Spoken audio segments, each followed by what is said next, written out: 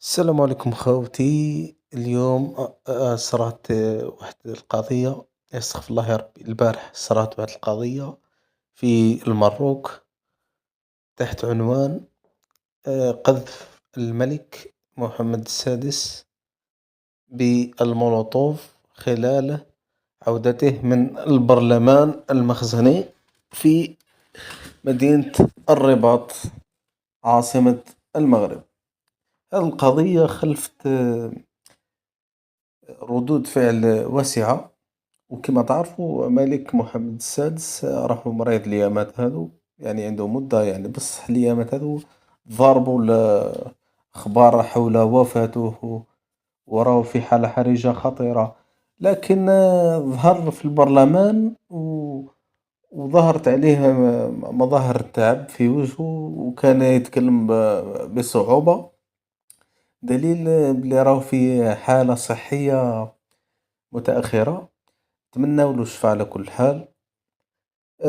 الشاب المغربي منصف اليعقوبي تسلّل بين الحضور في الشارع الرئيسي في مدينة الرباط، وانتظر مرور موكب الملك. وحسب الأخبار أحد العياشة اللي كانوا متواجدين في ذاك المكان أحس بالفعل اللي راح يقوم بها هذا الشاب منصف، فقام بالوشاية به قبل وصول الموكب بلحظات، مما أدى إلى إشعال ذاك الشاب قنينة المولوتوف وإلقائها، ولكن لم تصب الملك وتم القبض عليه.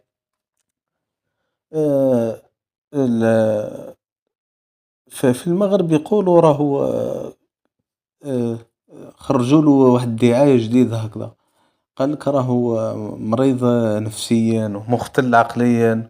وديراكت شو الدهاء تاع المغاربة خاوتي، ليه خرجوا له شهادة آه، شهادة تاع داك شغل كما نقولوا حنا مختل عقلي، فاهميني. قال لك هذا راه يعاني من أمراض عقلية. ليه تعرف ليه البارح في الليل خرجوا السيد ما به والو. س- طالب جامعي ومتخرج من الجامعة، مثقف، حاصل على الماستر في الميكانيك، استغفر الله يا ربي، في الإلكترونيك مش الميكانيك. وبطل كيما هو كيما بقية الشباب المغرب. الجرائد الرسمية في المملكة المغربية أدرجت هذا الخبر في عدد اليوم من عناوينها، وقالوا منصف اليعقوبي هذا تم خرج قبل مدة من الوقت من أحد مستشفيات الأمراض العقلية بالرباط، وكان يعاني من بعض المشاكل العائلية.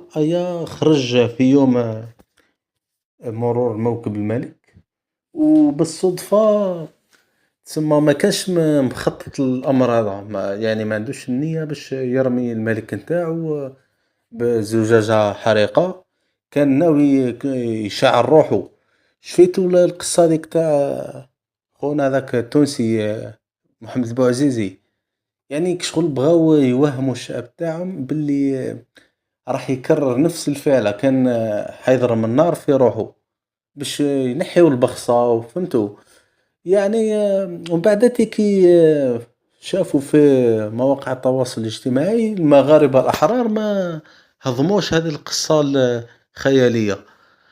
قال لك أنا نفكروا بحيلة أخرى، تكتيك تكتيك تكتيك. قال لك نتهموا الجزائر وخلاص كالعادة. راحوا عاودوا العناوين جدد، وقال لك نظام الجزائر يقوم بتكليف أحد عملائه بمحاولة قتل الملك محمد السادس نصره الله، وذلك برميه بزجاجة حارقة من أجل إحراق مركبته وتفجيرها. يعني واش حنقول لكم اخوتي، كي تسمع خبر كيما هذا من جرائد آه، تدعي الصدق والمصداقية يعني في المغرب، يعني اتهام حقير وسافل للدولة الجزائرية. أصلا الدولة الجزائرية مش سامعة به خلاص. الملك تاع العياشة، أمير المدمنين والمحششين والسكيرية. المهم، كما تعرفوا الجزائر أرزينة بزاف، ما تنزلش النيفو تاعها للنيفو تاع العياشة والمخزن والقراعجية نتاعو. ما أصدرت حتى بيان، يعني خلاص داك شغل واحد بهلول راه يحكي وخلاص، ما سمعتش بهم خلاص. المهم، نعود للحادثة. حسب مصادر رسمية قال لك السيد هذا منصف اليعقوبي مقيم في الرباط، وكما هو كما الشباب المغربي يعني من البطالة، يعني غضت روحه. وكما سمعنا الشهر اللي فات في سبتمبر، مدينة الفنيدق قول واحد 200 ألف شخص حاولوا اختراق السياج الفاصل بين الحدود المغربية وسبتة المحتلة من أجل المرور إلى مملكة إسبانيا وبدء حياة جديدة، آه، من أجل مستقبل مشرق كما نقولوا. يعني كما تعرفون مروك ما فيهاش مستقبل وما فيهاش فرص عمل، يعني كلش أوليغارشيا تاع الملك وتاع الحاشية نتاعو البطانة نتاعو مستولين على كلش، حاكمين كلش. يعني المواطن المغربي مسكين واش حيدير في موقف كيما هذا؟ ما عنده ما يدير. المهم، صفحات الفيسبوك العربية تناولت الموضوع بكثير من التهكم، خاصة في موضوع اتهام الشقيقة المغرب للجزائر بتكليف عميل من أجل إيذاء الملك محمد السادس. ويعني في مواقع التواصل كان الضحك بكثرة. يعني مستحيل حسب خوتنا العرب، تسمى حسب تعليقاتهم وش قريت لك. يعني شوف مراركك شغل عدو ذر، يعني تبون وش نقريحة راح يبعثوا واحد هكا باش يطارش ملك تاع المخازنية بمولوت. مي عيب عليكم والله، عيب عليكم جماعة المخزن. يعني كما نقولوا جفت الأقلام، صح والله جفت. ما قدرناش نحكوا درك، يعني حنطيحوا النيفو تاعنا على جال اصلا ما درنا والو. السيد هذا على بالنا راه شغل خضره فوق عشاء. راي المخزن هذو الجماعه هذو تاع احنوش ولا اخنوش ولا حنش هذا ولا اسمه. يعني احنا دركا نبعثوا واحد عيب والله، غير عيب عليكم والله. دركا شوفوا خوتي المغاربه، سمعوني مليح، سمعوني مليح. دركا لا خلاص، دركا بان كلش. على بالنا الدنيا دركا غالية عندكم وسعر البوطة تاع الغاز هذه ارتفع، والخضر والفواكه ارتفع ثاني، والمواد الغذائية الأساسية ارتفع يعني بسبب التضخم. يعني حتى البنان اللي كانوا يعايرون به العياشة ويقولوا شويتوا البيزيل هذاك الوكالة ذاك المكراش كان يعايرنا، خرج بنا شرا كيلو بنان هو وصحابه، داروا فيديو وقاعدين يقولوا شو هي الجزائرية كما عيب عليك ما 30 سنة في عمرك وما تاكلش البنان. هاك دركا بيزيلا هاك عد تعاني انت بعد ما تاكلش البنان. وراك الاول البارحتين خرجت بفيديو قلت لهم آه، قلت يا المخزن داويني، وراه راسي واجعني وما لقيتش سرير في المستشفى. ربي يشفيك اخويا.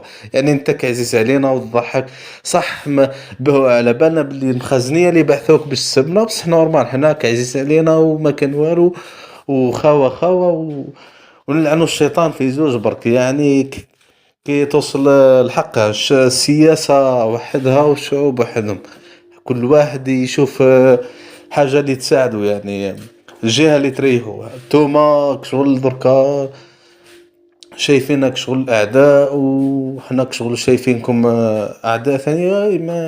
ما كانش الأمور هذو خلاص، ما يعني والشيطان برك. يعني كاين اللي راهو انا نقول لكم حاجه، كاين دوله راه يتحرك في اللعبه هذه تاع آم، العداوه بين الشقيقتين الجزائر والمغرب. والمخزن، المشكل المخزن راهو يزيد يشعل في النار. يعني خاصه من الماتش هذاك تاع الكاميرون، يعني جبتوها عام عقابنا، بصح نورمال حنا شجعناكم في كاس العالم. المهم خاوتي، لا عجبكم الفيديو ابونيو، اشتركوا وديروا لايك اي بيس. فيديو جاي ان شاء الله.